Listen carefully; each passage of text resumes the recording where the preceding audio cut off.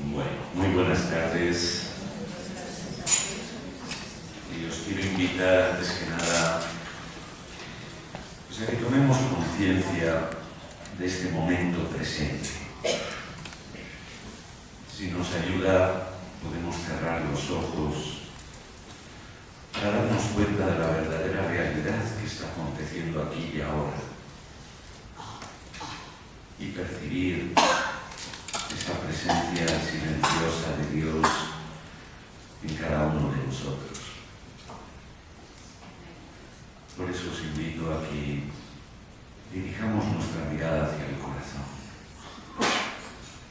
hacia ese lugar donde sabemos que Dios siempre nos acompaña y donde en cierto modo tenemos siempre la ocasión y la experiencia de experimentar que la promesa ya se ha cumplido en cada uno de nosotros.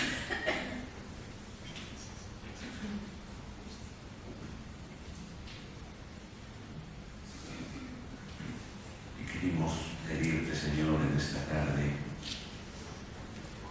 que nos fortalezcas a tener siempre la mirada abierta a tu presencia. Esa presencia que nos llena de fortaleza y que nos hace percibir la realidad en su verdadero sentido. Y te damos gracias porque siempre nos acompañas en el camino de nuestra vida, porque nunca nos dejas solos, porque siempre estás ahí y podemos recurrir en medio de nuestras necesidades, pero también en medio de nuestra vida cotidiana. Gracias, Señor, porque haces que nuestro corazón siempre sea Navidad,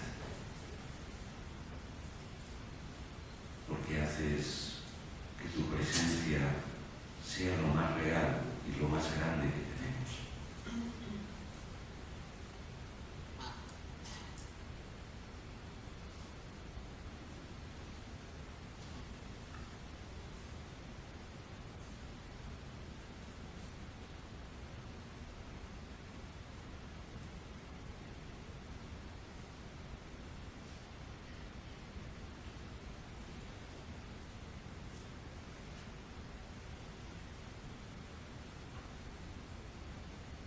Y si esta mañana teníamos ocasión de meditar cómo la promesa es algo que define a Dios en su modo de ser, de actuar, de revelarse, y que Dios siempre cumple con sus promesas, y que Dios de manera extraordinaria y de manera ordinaria, podríamos decir, siempre se hace presente a lo largo de toda la historia de la salvación. Esta mañana constatábamos cómo a través de esos personajes bíblicos del Antiguo Testamento esas promesas iban adquiriendo forma y se iban proyectando hacia el futuro. Podríamos casi decir que a la luz del Antiguo Testamento la promesa era una llamada a confiar que aquello que la palabra del Señor decía se iba a cumplir, iba a ser una realidad. La promesa era vivida como una seguridad en el presente, un futuro diferente. Pero esta tarde vamos a meditar en otra dimensión. No en la dimensión de una proyección hacia un futuro, sino sobre todo en la dimensión de nuestro presente, de nuestra realidad existencial aquí y ahora, donde la promesa ya tiene otro sentido, tal como reza el título que hemos querido dar a estas jornadas de retiro. La promesa ya no es un futuro, sino que la promesa ya ha sido cumplida, es un presente. El don del Padre se ha hecho plenitud en el Hijo. Pero ¿cómo vivimos todo eso? ¿Cómo dejamos que realmente esa promesa que a los padres en el Antiguo Testamento les llenaba de gozo, de alegría, de esperanza, sea también principio de motivación, de gozo, de alegría para nuestra vida de cada día.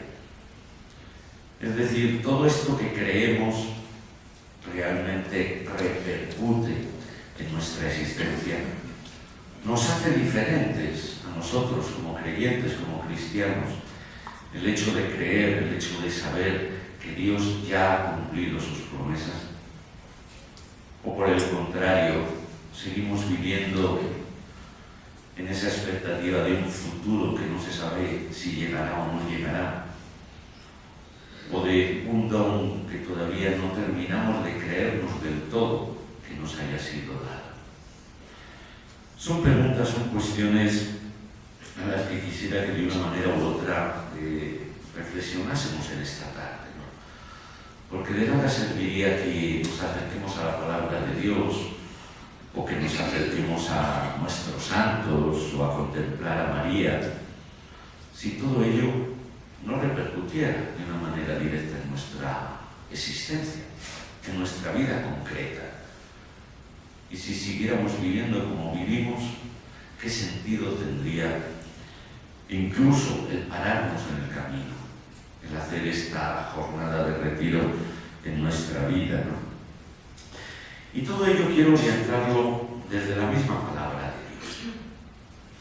Una lectura que leíamos hace un par de días en la Eucaristía y que quiero que sirva como un punto de partida de nuestra reflexión de esta tarde y de también de ver cómo creer que esa promesa realmente se ha cumplido, pero al mismo tiempo cómo dejar que esa promesa cumplida tenga un efecto dinámico, vitalizador en nuestra manera de vivir.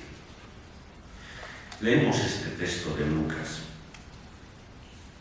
En aquel tiempo expuso Jesús una parábola a sus discípulos. Fijaos en la higuera o en cualquier árbol. Cuando echan brotes, os basta verlos para saber que el verano está cerca. Pues cuando suceden estas cosas, sabed que está cerca el reino de Dios. Os aseguro que antes que pase esta generación, todo eso se cumplirá. El cielo y la tierra pasarán, mis palabras no pasarán. Posiblemente esta sea una de las parábolas más breves que nos presentan los evangelios acerca de Jesús. Una parábola que al fin y al cabo no hace más que referirse a una realidad muy simple que constatamos en la vida cotidiana, sobre todo cuando se acerca la primavera, ¿no? Que comienzan los árboles a brotar. Se acerca el buen tiempo. No necesitamos que ningún meteorólogo nos lo diga. Ya lo observamos. Los árboles, podríamos decir, la creación entera nos habla de que el tiempo está cambiando, de que está llegando una estación nueva, ¿no? Y eso le sirve a Jesús para ponernos de manifiesto tres realidades o tres pensamientos que me parecen sumamente importantes de cara a nuestra reflexión, ¿no? Por un lado, Jesús se refiere a la cercanía del reino. El reino ya está aquí. Ya no estamos hablando de realidades futuras, ¿no? De que o tendrás una gran descendencia, o que cambiarán los tiempos, o que tendréis un corazón nuevo y un espíritu nuevo, sino que el reino ya está aquí. Y es más, asevera y asegura Jesús de que no pasará esa generación sin que se cumplan sus palabras. Es decir, esa realidad anunciada, soñada, añorada, ya se cumple en Jesús. Adquiere su verdadera realidad. Y por eso Jesús aquí nos invita, en ese texto que hemos leído, a aprender a leer los signos. y signos tan simples como los brotes de un árbol. En el fondo es una llamada a abrir los ojos a la realidad, a potenciar en nosotros la actitud de apertura. Veremos que esto será muy importante también en nuestra reflexión, porque muchas veces nuestra capacidad de vivir de una manera o de otra va a estar muy ligado a nuestra capacidad de percibir que algo realmente ha cambiado. Pero si nuestra mirada se centra solo en algunos aspectos o se centra en lo negativo de la realidad, con frecuencia perdemos de vista todo lo positivo, todo lo hermoso y todo lo grande. Podríamos recordar esa frase sobradamente conocida, ¿no? No llores de noche, porque las lágrimas no te dejarán ver las estrellas. Pienso que es una invitación, como digo, a abrir los ojos, a tener una mirada limpia que nos haga percibir esos signos. Realmente hay signos que nos hablen de que el reino de Dios está presente. Muchas veces los cristianos nos hemos convertido en anunciadores de calamidades, y eso no es el Evangelio.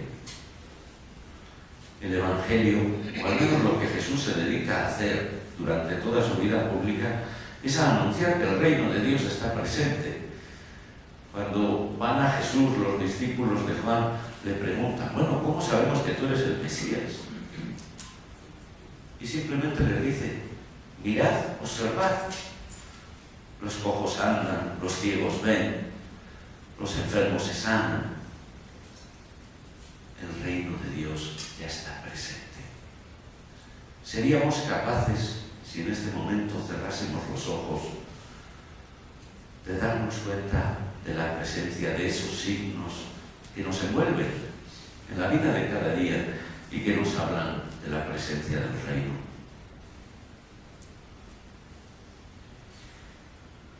Por otro lado, en ese breve texto que hemos leído, se nos dice una cosa que me parece sumamente fundamental para nuestra reflexión y para potenciar también nuestra fe y nuestra mirada de la realidad, ¿no? En el fondo se nos dice que la palabra de Dios es siempre eficaz y verdadera. El cielo y la tierra pasarán, mis palabras no pasarán. ¿Qué significa esta frase tan categórica que nos dice Jesús? Que puede pasar de todo. Incluso a sus discípulos les llegará a decir, no, y tendréis persecuciones, y habrá luchas, y habrá guerras, y pasará de todo, pero mi palabra no pasará. Y si nuestra vida está firme en su palabra, eso quiere decir que nuestra vida tampoco pasará, porque está asentada y fundamentada sobre lo único que realmente permanecerá.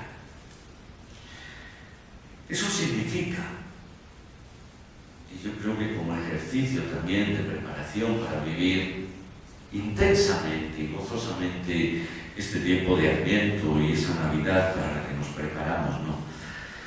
La necesidad que tenemos de liberarnos de nuestros prejuicios, que terriblemente nos condicionan y no nos dejan ver los signos. Y por eso vivimos como si las promesas todavía no se hubieran cumplido. Porque muchas veces nuestros deseos, o como nosotros nos planteamos la vida, nos ciegan. Pensamos que si consigo esto, o si consigo lo otro, o si me sale esto bien, o si el próximo día 22 me toca la lotería, voy a ser feliz. Pero resulta que ni consigo lo uno, ni me toca la lotería. entonces mis deseos aparecen frustrados y entonces ya lo único que veo es mi frustración y mi incapacidad de ser feliz porque no he alcanzado lo que yo esperaba.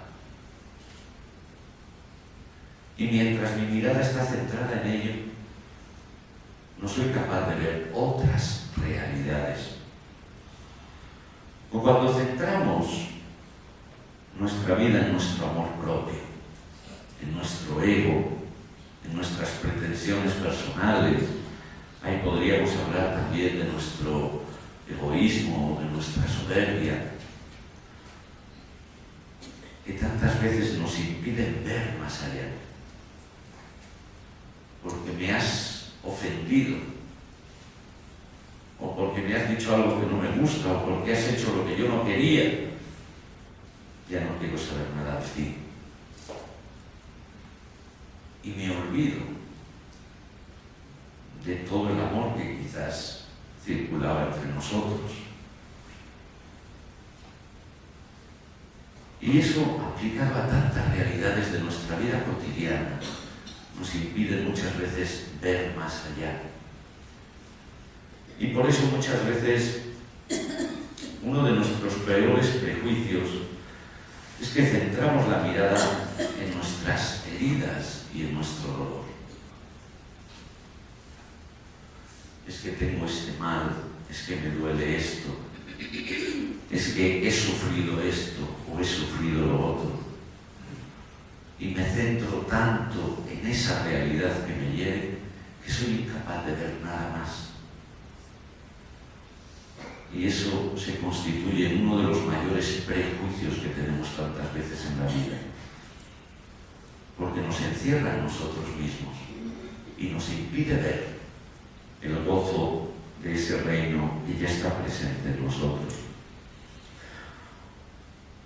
Otra realidad que podríamos también señalar, y que yo aquí denomino como nuestra miopía espiritual,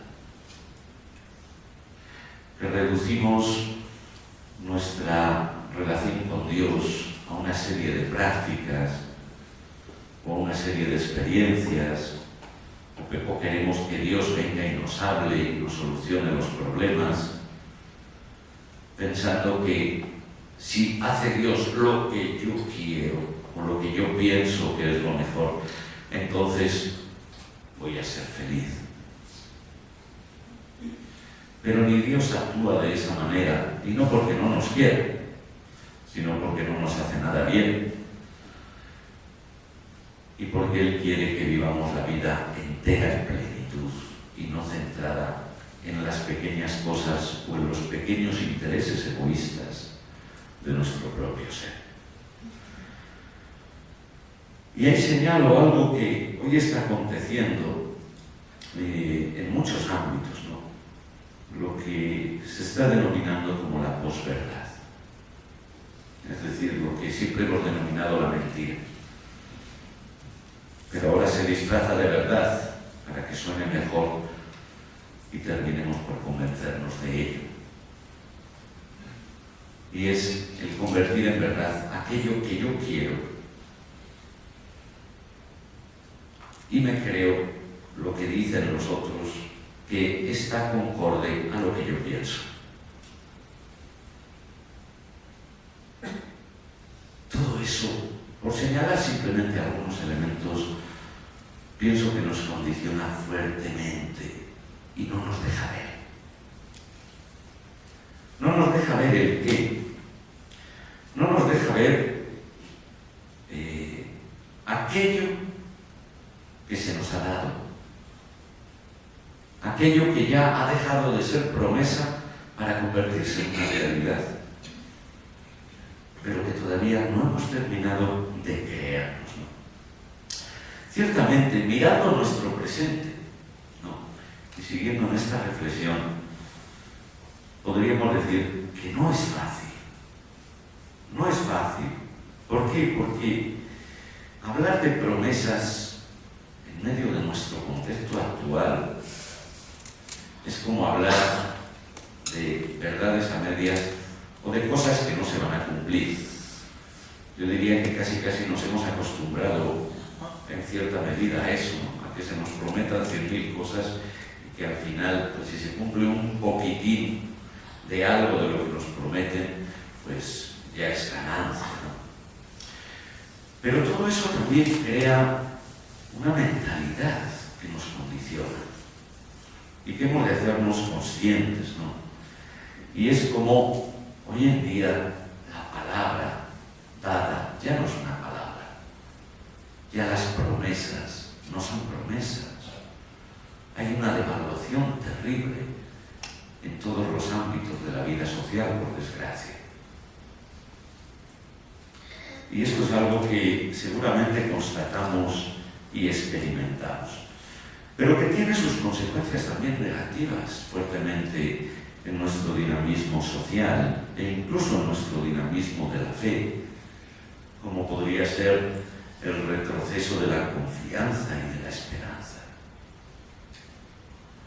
Cada día confiamos menos los unos de los otros, cada día esperamos menos,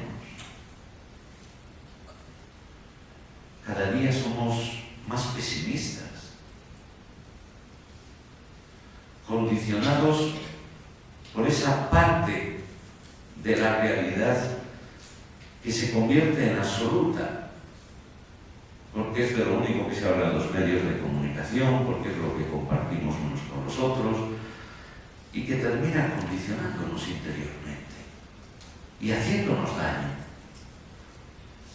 porque nos ayudan a perder de vista lo verdaderamente importante.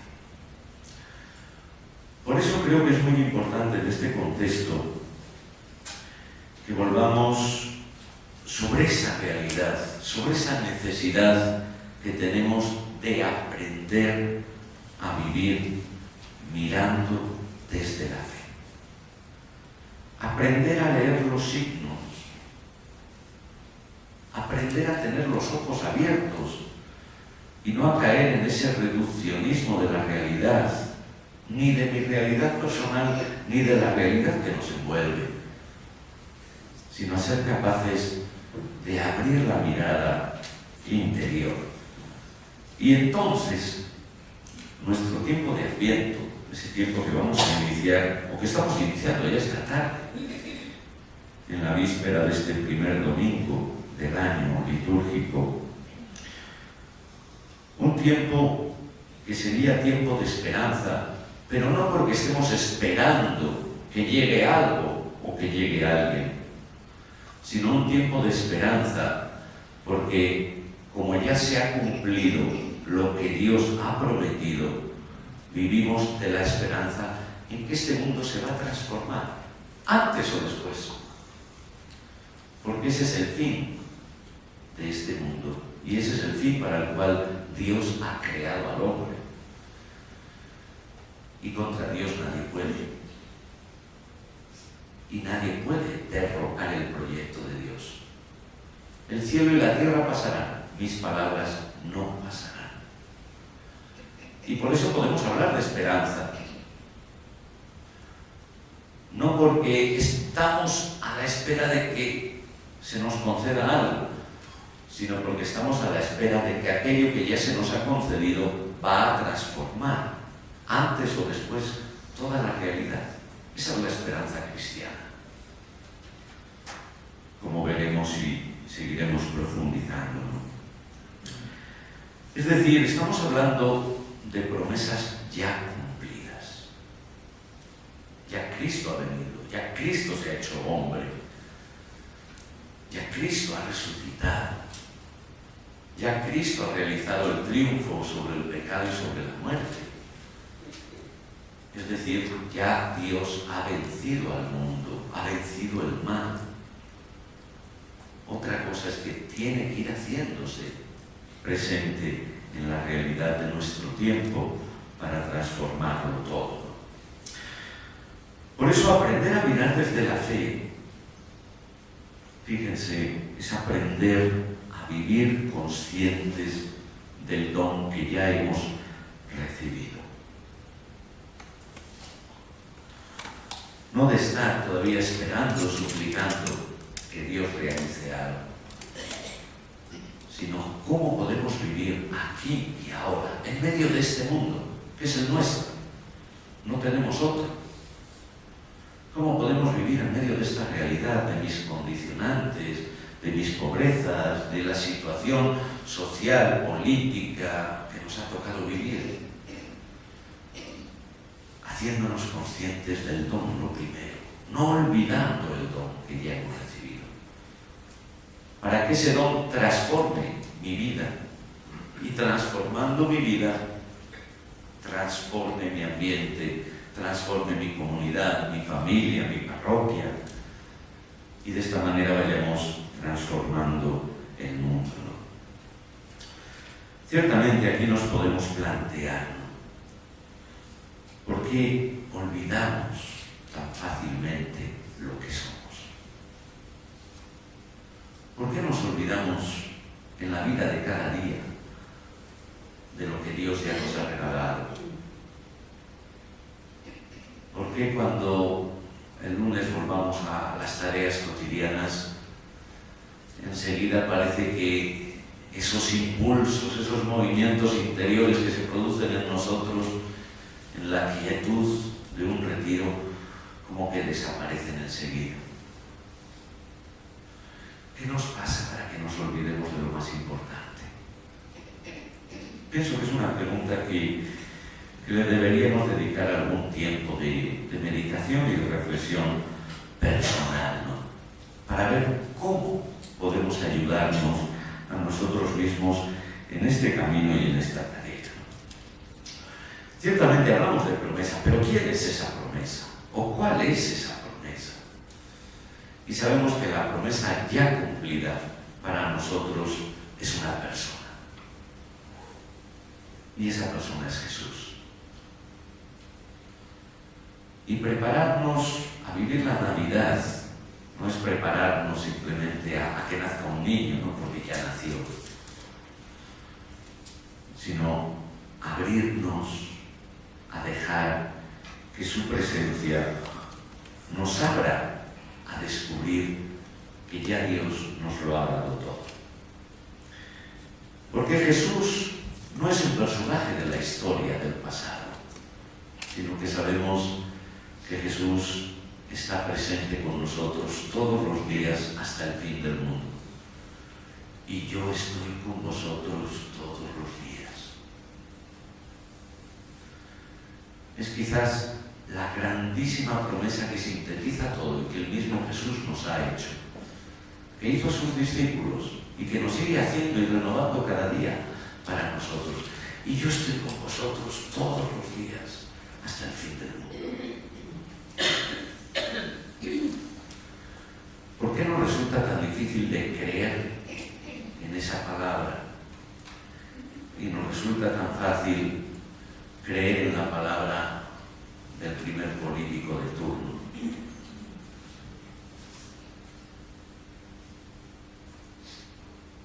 O del primer titular que leemos en un periódico. ¿Por qué nos resulta tan difícil? No olvidemos algo que ya se insinuaba esta mañana y que en Jesús constatamos con una evidencia contundente de que Dios no promete nada que en el fondo ya no nos haya dado. Porque en Dios no hay pasado ni presente ni futuro. En Dios solo hay eternidad. Y en el Dios promesa significa actuar, significa realización, significa presente. Y ese presente en nosotros, cristianos, es muy evidente en lo que es el misterio que se nos ofrece en Jesús. En primer lugar, ese misterio al cual nos preparamos por la Navidad, ¿no? Que es el misterio de la encarnación, que es el Dios con nosotros, el Dios que se hace hombre. Dios no podía haber elegido medio mejor. El Dios que ya es uno de nosotros. pero al mismo tiempo el Dios que en Cristo ha vencido ya todos los enemigos de la humanidad, la muerte y el pecado. Cristo ya ha resucitado y nosotros ya hemos resucitado con Cristo. Basta que pensemos en lo que hemos recibido como don y como regalo en nuestro bautismo. ¿Qué significa nuestro bautismo? Sino que con Cristo morimos y resucitamos. Y si Dios nos ha dado algo, no es de aquellos que luego vienen a quitárnoslo. No es aquel que concede una herencia y anda pendiente de ver cómo nos comportamos para ver si tiene que cambiar los papeles. No, el Dios que se ha comprometido no es porque nos lo va a dar o no nos lo va a dar conforme a cómo nos comportemos, sino que es el Dios que nos da lo que nos promete. Es decir, ya somos hijos. No seremos hijos. Ya somos hijas e hijos de Dios. Muchos de aquí sois padres o madres. Y si no, todos hemos sido hijos. Y todos sabemos lo que significa ser hijo, ser hija. O al menos la gran mayoría. Y todas las implicaciones que tiene a nivel relacional, en relación con el padre y con la madre.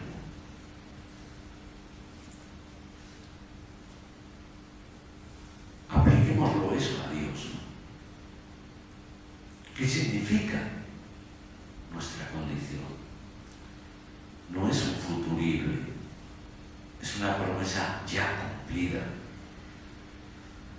Y lo que nos recordará San Pablo, ¿no? Que me parece que sintetiza también muy bien el verdadero sentido y significado de esas promesas que ya se han cumplido en nosotros. Somos los más afortunados. Somos privilegiados y privilegiadas. ¿Por qué? No porque seamos los únicos que hemos recibido el don, porque el don se lo ha dado Dios a todo ser humano, sino porque en este momento somos conscientes de que hemos recibido ese don y ese regalo. Y tendríamos que ponernos a saltar de alegría. Porque haciéndonos hijos, Dios nos ha dado ya todo. Todo su amor, todo su cariño, toda su atención, toda su mirada, toda su ternura. Como diría Isabel, ¿no? Que parece ser que lo único que sabe hacer Dios es llenar de ternura al alma. Un Dios que ya nos ha destinado a ser felices y un Dios que está haciendo todo para que seamos felices. Pero claro, tenemos la mirada centrada en lo que yo creo que es la felicidad, en que se me arregle esto, en que tenga esto, en que alcance lo otro, y entonces el centrar la mirada en unas metas miopes no nos deja ver la anchura del don que Dios nos ha regalado y que ya está presente en nosotros, porque el reino ya está presente. No es un futuro por venir, sino un presente por descubrir.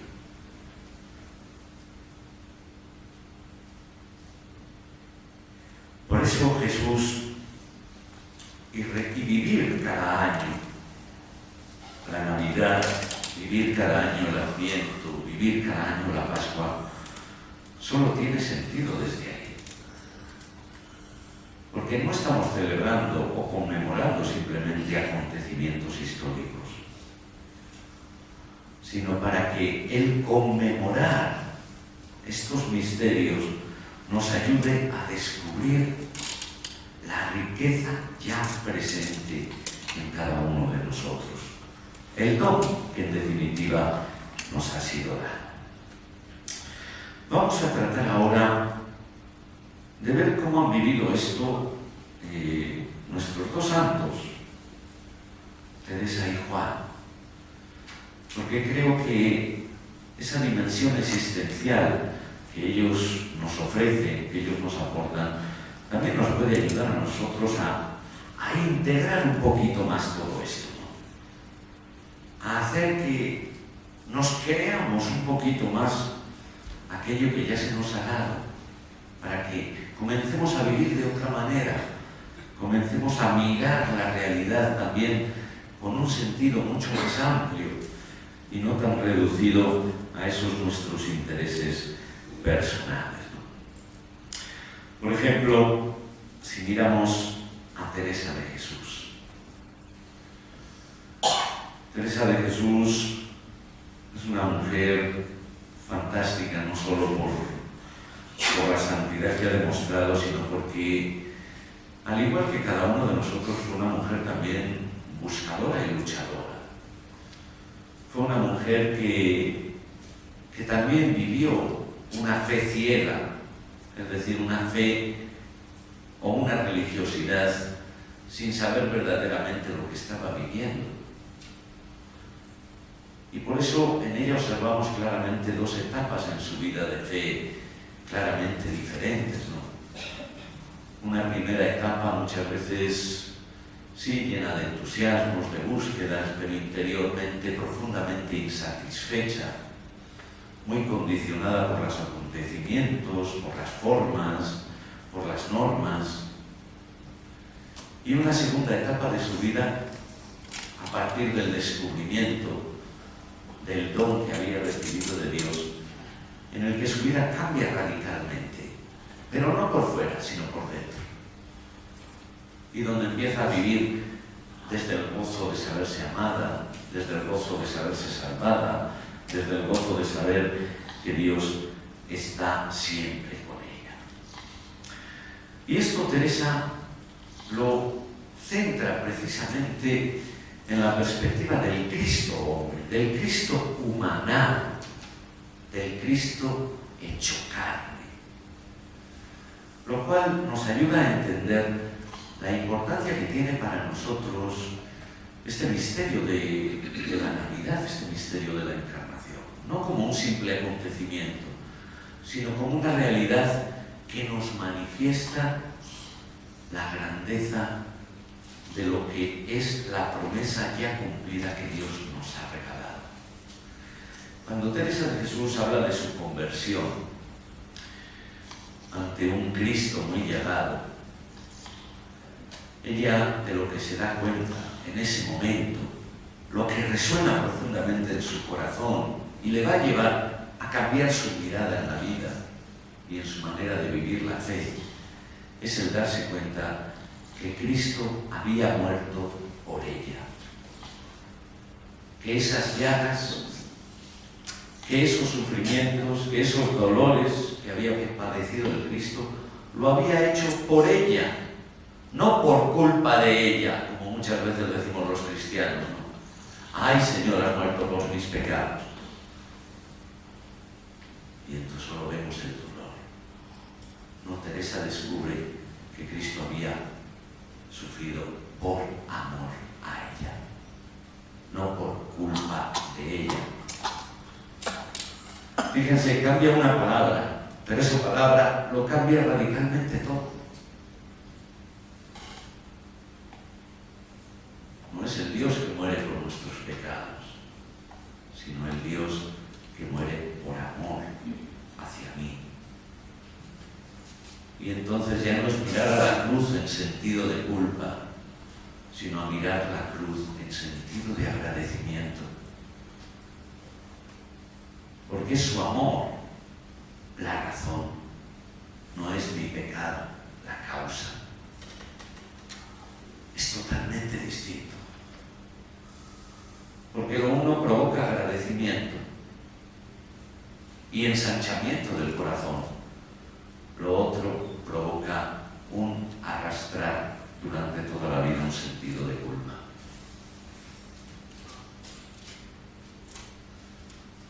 Como si una persona que está a mi lado, ay, por mi culpa te ha pasado esto. Y cargamos siempre con esa culpa, con esa amargura. Pero si descubrimos que no, es que no, por tu culpa no, porque yo te amo, he hecho esto y he hecho lo otro, aunque me haya costado la vida. Fíjense, una realidad que es la misma realidad, pero vista desde dos ángulos totalmente distintos. Nos cambia interiormente, cambia nuestra manera de relacionarnos. Esa es la conversión de Teresa de Jesús. El darse cuenta que Cristo no había muerto por sus pecados, por su culpa, porque esa culpa la llevaba arrastrando siempre a Teresa, ¿no? Que pensaba que para no ir al infierno tenía que meterse monja y sacrificar toda la vida, hasta darse cuenta que eso no era la verdad. Que la verdad es que Dios, por amor, le había hecho eso. ¿Y por qué la amaba? A partir de entonces se da cuenta de que la plenitud comienza a emerger de una manera diferente, ¿no? ¿Por qué? Porque la encarnación ya no es vista como ese medio a través del cual Dios viene a liberarnos de sus pecados. El pobre Dios que ha tenido que hacerse hombre, es decir, hacerse la puñeta, ¿no? A dejar la comodidad de su cielo y tener que venir aquí a padecer. No, los místicos empiezan a ver la encarnación de una manera totalmente diferente,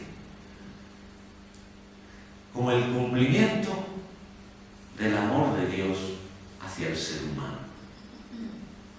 El Dios que nos ha creado por amor y que necesita consumar ese amor, uniéndose con su criatura amada. El Dios que no se conforma con habernos creado, sino que necesita unirse para siempre, para la eternidad, con su criatura amada. Y entonces descubrimos que el misterio de la encarnación pone de manifiesto una realidad mucho más grande que la de un simple Dios que viene a hacerse hombre. Es la de un Dios que quiere unirse para siempre con nuestra naturaleza humana. O dicho de otra manera, Dios hace que lo humano se convierta en eternidad. Dios ya nos ha introducido en su eternidad, uniéndose con nosotros. Y no ha esperado a que seamos buenos, sino que emerge esta obra, descubre Teresa, y lo descubrirá también profundamente Juan, como fruto de lo que es y de quién es Dios, que hace que la naturaleza humana de novia se convierta en esposa, en un matrimonio indisoluble. Porque nuestra carne ya forma parte de la misma Trinidad. El Dios que ha ascendido a los cielos en Cristo. Promesas cumplidas se tendrán que ir realizando en el tiempo en cada uno de nosotros, pero ya ha sido realizada. La salvación ya es nuestra. Esto emerge también en una experiencia muy hermosa que va a hacer Teresa y que seguramente todos conocéis, ¿no? La gracia del Cristo como libro vivo. En medio de esa persecución que había contra los libros en el tiempo de Teresa y que la privan prácticamente de los libros que le servían a ella para alimento espiritual.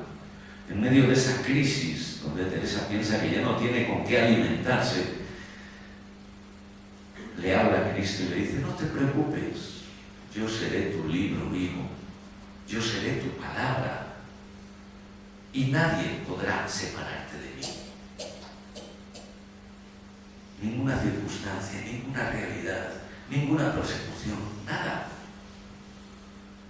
Lo cual ciertamente conlleva un mensaje profundamente bíblico de lo que sabemos que es la palabra para nosotros creyentes, ¿no? El Cristo, que es la verdadera palabra, más allá de la palabra escrita, y que es una palabra viva y eficaz, transformadora, una palabra, como leíamos en ese texto de Lucas, que no pasa nunca. Y pienso que aquí recibimos un mensaje muy profundo de parte de la experiencia de Teresa, ¿no? Que es aprender a tomarnos su palabra y su promesa en serio. Esto lo insistirá mucho después una hija de Teresa, Isabel de la Trinidad, ¿no? Tómate en serio lo que te dice la palabra, créetelo, aunque no lo experimentes.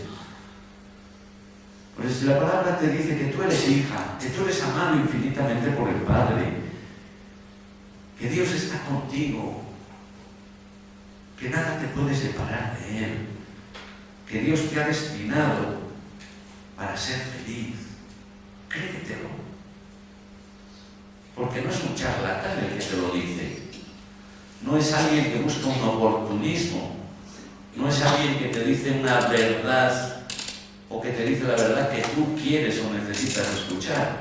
No, es alguien que sabe lo que tú necesitas y te lo regala. Ese es el libro vivo de Teresa, que se irá manifestando siempre a lo largo de toda su vida y de todo su pensar y plantearse, ¿no? De hecho, para Teresa de Jesús, el misterio de la humanidad de Cristo, lo sabemos muy bien, se constituye en centro y corazón de la vida de la fe, ¿no? ¿Por qué? Porque es esa humanidad donde Cristo nos revela y manifiesta el misterio y el ser de Dios. Esto ciertamente nos desborda y ciertamente con nuestras mentes no llegamos a captar la inmensidad de este don que Dios nos regala. Es decir, que Dios ha querido que sea mi humanidad el lugar donde se revela su grandeza y su amor. Casi como diciendo, es en tu humanidad donde se realiza mi promesa. Es en tu humanidad donde encuentra lugar mi deseo. Y el deseo de Dios es llevarnos a la plenitud de la salvación, a la felicidad. A veces pareciera que la voluntad de Dios es jorobarnos la vida, ¿no? Y amargarnos la existencia. Eso es no ver lo que verdaderamente Dios desea y quiere para cada uno de nosotros, ¿no? Y por eso para Teresa de Jesús, la humanidad de Cristo,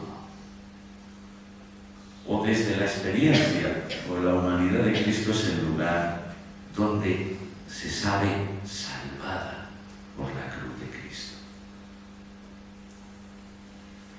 Lo que decíamos antes, ¿no? En relación sobre todo con su conversión, ¿no?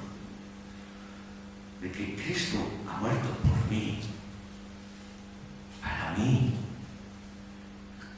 que Cristo ha dado su vida por mí, porque me ama. Y no le busquemos más razones. Lo demás ya son especulaciones. Esta dimensión experiencial también se manifiesta en lo que para Teresa de Jesús son los frutos de la promesa. En Jesús Dios ya nos lo ha dado todo. En Jesús Dios no solo se ha revelado, sino que ha realizado su obra, ¿no? Y por eso subraya Teresa siempre, ¿no? Que de Cristo nos vienen todos los bienes, ¿no?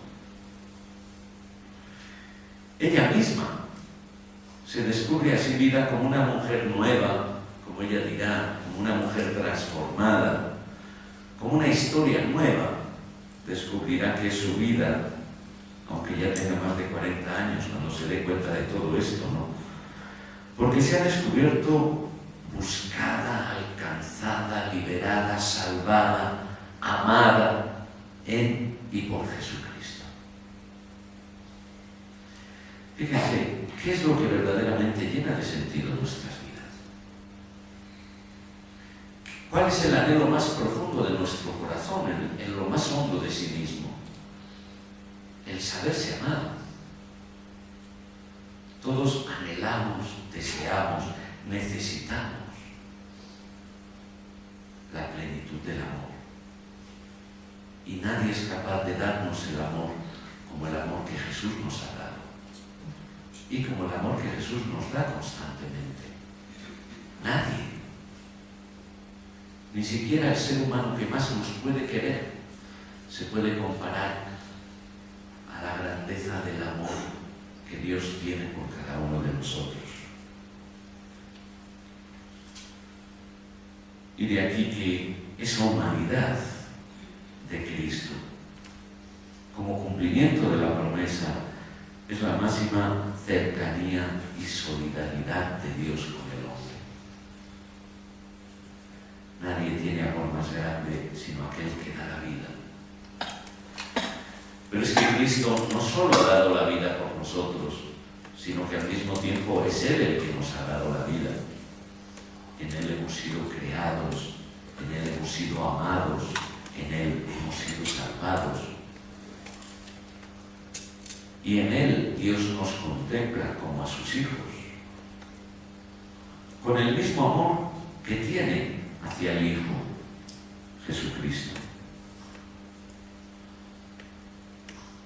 Y por eso la humanidad de Cristo es también para Teresa el contenido y la culminación de toda espiritualidad, de toda oración y de toda contemplación. Es decir, que nuestra vida de fe, nuestra práctica de fe, en la medida en que nos lleven a acercarnos y a descubrirnos en este amor de Cristo, nos ayudarán también a vivir en el presente las promesas ya realizadas y que nos han sido dadas y nos han sido regaladas en la palabra de Cristo. De hecho, para Juan de la Cruz, Jesucristo es la única y definitiva palabra de Dios al mundo, en quien Dios nos lo ha dicho todo, en quien Dios nos ha dado todo. Y por eso, a partir de entonces, dice Juan de la Cruz, Dios permanece en silencio. Y si queremos escuchar a Dios, miremos a Jesús. No andemos buscando otras palabras, sino centremos la mirada en ese Cristo donde la promesa de Dios se realiza. Porque la palabra de Dios no pasará. Y yo quisiera acabar casi contemplando el misterio de Dios, para que nos convenzamos todavía más de que realmente estas promesas son reales y vivas en nosotros. Porque en el fondo Juan de la Cruz nos viene a decir que las promesas que Dios nos ha hecho y ha realizado no es la promesa que ha hecho Dios a un hombre y que podría cambiar, sino que la promesa que Dios hace al hombre es una promesa que Dios hace al mismo Dios. Y por eso no puede ir en contra. Por eso es imposible que Dios no lleve a cabo sus promesas, porque Dios no puede no ser fiel a sí mismo. Vamos a contemplar cómo Juan de la Cruz percibe y descubre que en el fondo todo lo que Dios nos ha prometido es una promesa que Dios se ha hecho a sí mismo. dentro de su propio ser trinitario. De tal manera que si Dios no cumpliera, no hubiese cumplido las promesas con nosotros, sería como la autodestrucción de Dios.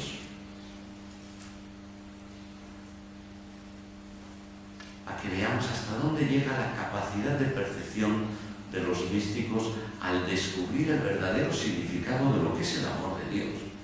Que no es simplemente un compromiso, con unas criaturas, ¿no? Sino que es el compromiso consigo mismo.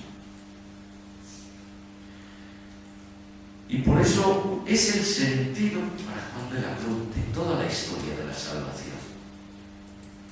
Dios ha creado, o que nos ha creado por amor, que nos ha creado a su imagen y semejanza, dice San Juan de la Cruz, porque desde el inicio Él nos ha destinado a ser como dioses, a ser iguales en amor a Dios. Ese es el proyecto de Dios para con el ser humano. Toda la historia de la salvación es el empeño de Dios por conseguir realizar eso, respetando la libertad del ser humano. Y por eso la historia vista desde Dios es una historia de salvación. ¿Por qué? Porque Dios está empeñado, porque en ellos está jugando su propio ser. No es algo opcional para Dios, no es un divertimiento dentro de su eternidad cumplida, ¿no? Para Dios el compromiso con el hombre y con la historia es compromiso con Él mismo. Porque nosotros ya somos su imagen, somos sus hijos. De tal manera que la promesa no es otra cosa sino que el mismo proyecto de Dios en realizar y llevar a plenitud su propio amor.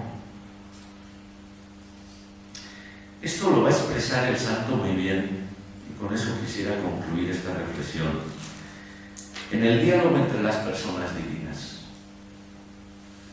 Juan de la Cruz prácticamente se pregunta, y lo va a convertir en poesía, ¿qué es lo que piensa Dios de sí mismo? ¿Cómo se relacionan el Padre, el Hijo y el Espíritu Santo entre ellos, ¿no? ¿Cuáles son los sentimientos? ¿Qué significan los proyectos dentro de esa vida trinitaria? Esto es algo muy hermoso que vamos a tratar de leer, ¿no? ¿Por qué? Porque nos ayudan a entrar en el corazón de Dios. A veces a Dios lo hemos convertido en un ser casi ahí del Tribunal Supremo, donde especulamos, este es más duro, este es menos duro, este nos va a poner una prisión condicional o no. Pero Dios no es eso, ni se le parece. Y por eso Juan de la Cruz nos invita a entrar en el corazón de este Dios. Lo leeremos en unos versos, ¿no? ¿Por qué? Porque Dios no puede no amar al hombre. Y cuando entremos en el corazón de Dios lo descubriremos por qué. Como un padre y una madre, en definitiva, no pueden no amar a sus hijos. Salvo en raros casos extremos, ¿no? Pero no puede no amar. Y ahí pienso que es donde se revela el verdadero misterio de esa promesa ya realizada. Vamos a leer esos versos, ¿no? En primer lugar, una parte que Juan de la Cruz nos presenta de esa comunicación de las tres personas. Casi como tratando de descubrir Juan de la Cruz en versos, ¿qué es lo que está planeando en ese misterio eterno? La Trinidad, ¿no? Y nos escribe el Santo, en aquel amor inmenso que de los dos procedía, palabras de gran regalo, el Padre al Hijo decía, de tan profundo deleite que nadie las entendía. Solo el Hijo lo gozaba, que es a quien pertenecía. Pero aquello que se entiende de esta manera decía: nada me contenta, Hijo, fuera de tu compañía. Y si algo me contenta, en ti mismo lo quería. El que a ti más se parece, a mí más satisfacía. Y el que en nada te semeja, en mí nada hallaría. En ti solo me he agradado, oh vida de vida mía. Eres lumbre de mi lumbre, eres mi sabiduría, figura de mi sustancia, en quien bien me complacía. Al que a ti te amare, Hijo, a mí mismo le daría. Y el amor que yo en ti tengo, ese mismo en él pondría, en razón de haber amado a quien yo tanto quería. Fijaos, el Padre y el Hijo. Cuando entramos en este corazón de Dios, que en el fondo es lo que trata aquí Juan de la Cruz en estos romances, un poco como el evangelista Juan con su oración sacerdotal, ¿no? En ese diálogo de Jesús con el Padre, en intimidad, en profundidad, ¿no? Que nos ayuda a descubrir esas entrañas amorosas, ¿no? Que hacen que el Padre ame a los amigos del Hijo en la misma dinámica. Y esas criaturas amadas somos nosotros. Y otra parte donde el santo nos habla precisamente de cómo Dios no puede no amarnos. Una esposa que te ame, mi hijo darte quería. Que por tu valor merezca tener nuestra compañía y comer pan a una mesa del mismo que yo comía, porque conozca los bienes que en tal hijo yo tenía, y se congracie conmigo de tu gracia y lozanía. Fíjense en este diálogo cómo Dios nos introduce en su misma mesa. Dios que quiere hacernos partícipes, o el proyecto de Dios es que seamos partícipes de su misma vida, de su propia vida, ¿no? Porque en todo semejante Él a ellos se haría y se vendría con ellos y con ellos moraría. El proyecto ya de la encarnación,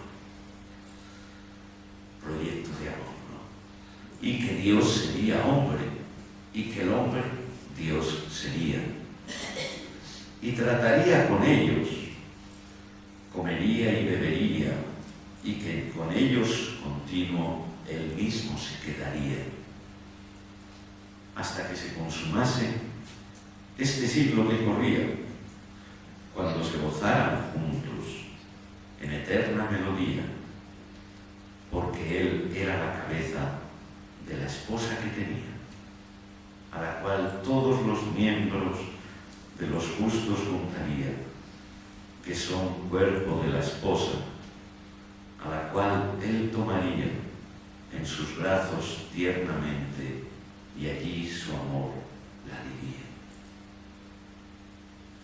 Y que así juntos en uno al Padre la llevaría, donde del mismo deleite que Dios goza, gozaría, que como el Padre y el Hijo, y el que de ellos procedía, el uno vive en el otro, así la esposa sería,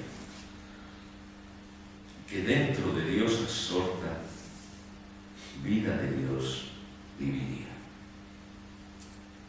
La promesa siempre presente en el diálogo de la Trinidad, que se hace realidad en el misterio de la encarnación, donde Dios se hace hombre para que el hombre sea Dios, y para que esa naturaleza que somos nosotros entre a formar parte de esa misma familia de Dios, a participar de su mesa, a participar de sus dones, a ser sus hijos. En definitiva, todo lo prometido, todo lo proyectado en Cristo se ha realizado y se nos ha ofrecido como don para nuestra vida. Pues quedémonos con estas palabras, con estos versos, ¿no?, que pienso que sintetizan muy bien ese profundo deseo de Dios, esas promesas cumplidas. Y dejemos que en este tiempo que tenemos ahora de meditación personal hasta las 7, pues que también saboreemos, profundicemos, nos gocemos en ello, para que también nuestra vida se sienta transformada de este don que ya hemos recibido. Y simplemente recordarles que ahora tenemos este tiempo de meditación personal y luego ya a las 7 en la capilla principal, aquí al lado, tendremos una meditación ya en torno a la corona de Adviento. Bueno, pues hasta luego entonces. Les recuerdo que hay café también disponible si alguno necesita. Y buen provecho espiritual.